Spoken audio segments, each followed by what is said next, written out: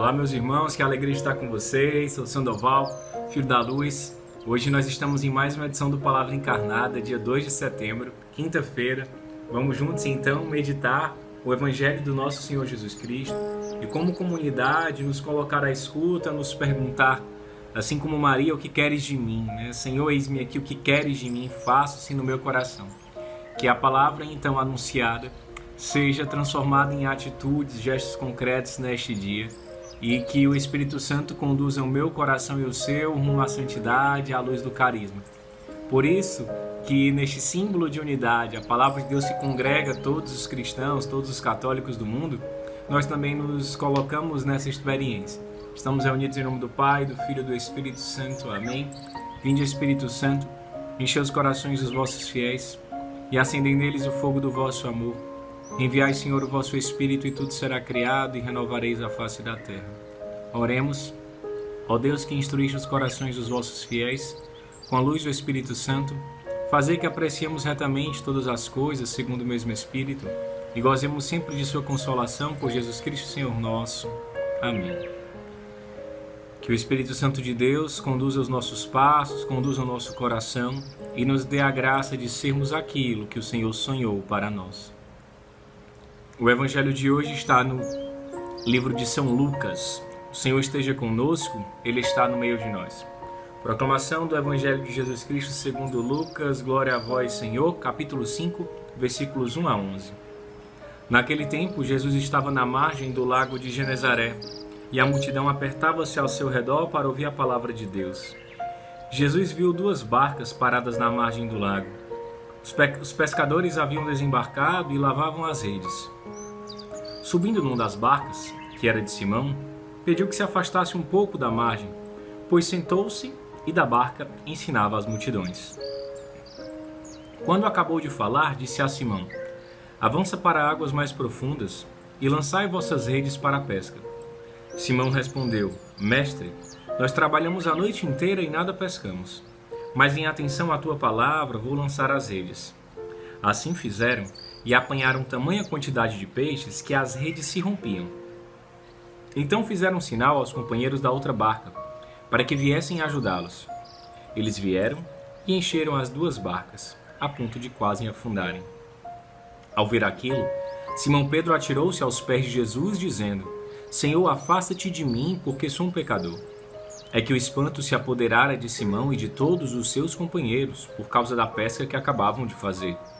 Tiago e João, filhos de Zebedeu, que eram sócios de Simão, também ficaram espantados.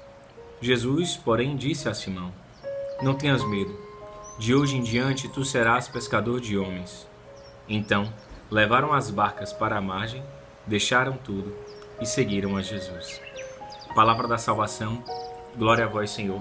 O Evangelho de hoje ele é muito especial ao meu coração, porque fala da minha passagem bíblica, que marca muito a minha caminhada e o chamado de Deus para mim. Penso que seja para todos nós, mas para mim tem um significado especial e que bom é partilhar com vocês uma palavra encarnada hoje sobre isso. Eu fiz o Despertar Seraf pelo Grupo Luz do Mundo, e o Luz do Mundo tem uma tradição de as ovelhas que fazem o despertar recebem uma passagem bíblica. E a minha passagem bíblica foi justamente a desse evangelho, né? Não temas, doravante serás pescador de homens. E como é bonito a gente perceber a fidelidade de Deus e como o seu chamado para nós é sinal de felicidade plena. E como a gente vai se descobrindo cada vez mais assim. E essa palavra ela é eterna, ela é infinita, ela sempre se atualiza, ela nunca se esgota, assim como é o evangelho.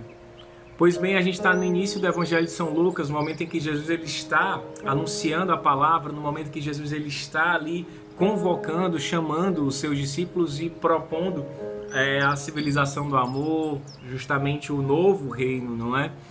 E nesse contexto de chamamento, ele vai até o lago de Genezaré, o mais conhecido como Mar da Galileia. Apesar de ser chamado de mar, o Mar da Galileia não é propriamente um mar, tá certo?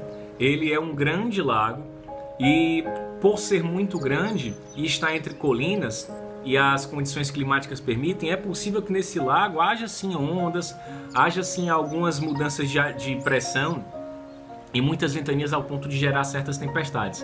É nesse mesmo local que Jesus vai andar sobre as águas, é nesse mesmo local que Jesus vai acalmar a tempestade com sua voz, com seu grito, né, melhor dizendo. E isso é bem interessante a gente perceber. E é nesse mesmo local que acontece, né, a primeira e a segunda pesca milagrosa. Nós estamos aqui diante da primeira pesca milagrosa e esse movimento é muito interessante. Jesus ainda não era tão conhecido. Ele chega na margem do mar da Galileia, do lago de Genezaré, e a multidão ela se aproxima e se aperta ao redor para ouvir a palavra de Deus. Provavelmente foi cedo. E a gente tem aqui um fato bem inusitado, é que Jesus viu duas barcas paradas e ele sobe em uma dessas barcas para falar. A tradição da igreja diz que a barca de Pedro é o local da cátedra, é o local do ensinamento, já é um prenúncio da igreja católica.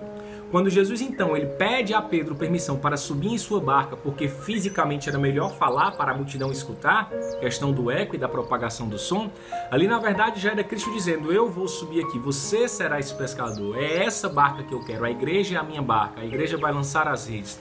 É a cátedra, é o local, né, da cadeira, onde o mestre se pronuncia, onde o mestre fala, onde o mestre ensina. Provavelmente era bem cedo da manhã, porque os pescadores tinham retornado da pesca. Normalmente eles voltavam, né, no amanhecer.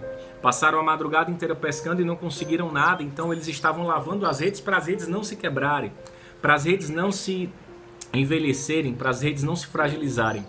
Então você imagina a dor desses homens que passaram a madrugada inteira pescando sem conseguir nada e que ali, já cansados no início da manhã, tinham que ainda lavar as redes. É você remoer talvez um insucesso. Isso é muito forte e significativo. O que acontece então? Jesus entra na barca e começa a pregar para a multidão. E quando ele termina a pregação, ele se dirige para Simão. Isso é muito interessante porque enquanto Jesus estava falando ali para uma multidão, naquele momento era um coração só que importava, naquele momento era um coração que estava escutando de verdade. Simão, enquanto lavava as redes, ele tinha os ouvidos atentos. É tanto que Cristo fala para ele e diz, avança para águas mais profundas e lançai as vossas redes para a pesca. Ou seja, Jesus ele se dirige para Pedro. Ele se dirige para Pedro por quê? Porque ali, naquele momento ele ainda não tinha mudado de nome, né? Era Simão ainda. Ele se dirige para Simão e diz, olha, você me escutou. Essas são as providências de Deus, sabe? Quando a gente vai percebendo esse movimento todo de Deus, ele fala constantemente conosco. E é importante a gente estar à escuta para responder. Hoje, nessa semana, nesse dia, Deus ele tem falado claramente com você, te chama pelo nome e te dá uma missão. Avança para águas mais profundas, vamos juntos lançar as redes. Parece que não tem sentido humanamente falando, mas Deus ele tem outro plano ali. E aí Pedro, então, como já estava dócil pela palavra que havia escutado, ele pega e diz, mestre, a gente passou a noite inteira e não pescou nada. Ele apresenta a limitação. Por isso que é importante a gente apresentar nossa limitação, nossa dor, nossa falta de fé para Deus, para que ele possa agir, porque o que agrada a Deus é um coração sincero. Mas ele diz, pela tua palavra eu lançarei as redes. Eu vou porque tu pedes, Senhor. Eu vou porque tu me chamas. Eu não vejo perspectiva. Mas a tua palavra é a perspectiva, a tua palavra é a minha força, que assim seja esse evangelho para mim e para ti. E aí quando ele lança a rede, então existe aqui uma dualidade do movimento, né? Eles passaram a madrugada lançando as redes e quando puxavam, sentiam uma leveza, mas um peso no coração, um desespero. Com Cristo é diferente, eles sentem o peso das redes, mas esse peso ele alivia o coração. É muito interessante esse movimento. É interessante também perceber que havia duas barcas, porque é impossível seguir Cristo sozinho, porque nós somos comunidade. E aí Jesus faz isso de propósito, para que a outra barca venha, experimente também da graça de Deus. É impossível guardar para nós a graça de Deus. É impossível a gente pegar todos esses peixes, a gente precisa do outro na missão. Cristo é muito categórico nesse sentido. Eles vieram, encheram as duas barcas e quase elas afundam. Ao ver aquilo, Simão então se atira aos pés de Jesus e diz, Senhor, afasta porque eu sou um pecador. E aí os sócios de Simão, né, Tiago e João, eles também ficaram espantados. Mas Jesus diz, não tenha medo, doravante serás pescador de homens. E é necessário uma decisão. A alegria maior não é encontrar Jesus. Aquela quantidade de peixes era suficiente para tornar Pedro, Tiago e João os pescadores mais famosos. Eles poderiam vender e investir todo aquele dinheiro. Mas não, eles deixam o barco na praia. para poder seguir o Cristo Jesus. Qual é o barco hoje que eu e você precisamos deixar? Cristo, ele não chama Pedro para ser um pescador qualquer, porque ele já era pescador, não é? Mas chama Pedro para ser pescador de homens, uma coisa totalmente nova, totalmente inédita, mas que naquele instante preencheu o coração para sempre de Pedro. Nós experimentamos do amor, nós vimos a graça de Deus, nós vimos os seus sinais. Nós não podemos mais ser os mesmos. É necessário deixar o barco na praia e seguir o nosso bom Deus. E o mais belo é perceber que a gente não está sozinho.